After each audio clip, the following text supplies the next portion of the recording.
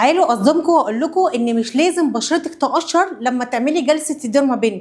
بيجيلي كومنتات كتير قوي: انا عملت الديرما بن في مكان ما وبشرتي ما قشرتش. وبيجيلي الكومنتات دي تقريبا كده من جميع انحاء الوطن العربي باختلاف الاماكن، بتفتكر ان كل ما بشرتك قشرت اكتر كل ما كانت الجلسه افضل. الكلام ده غلط يا بنات.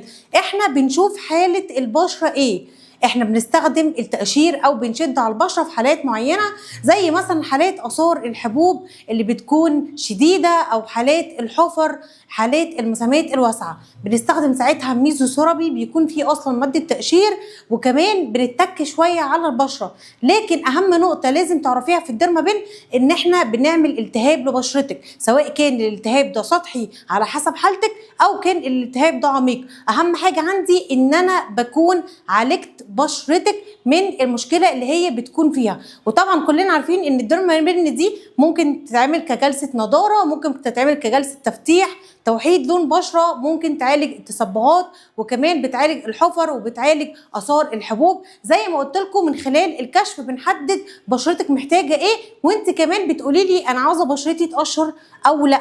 بناء عليه بنبدا نعمل الجلسه. حبيت اعمل لكم فيديو في السريع كده علشان تفهموا الديرما بن والجلسه بتاعتها عباره عن ايه، وامتى بشرتنا تقشر. لو انتوا اول مره تشوفوني، انا الاء جمال، سكين كير اند هير سيرفيس. مع السلامه.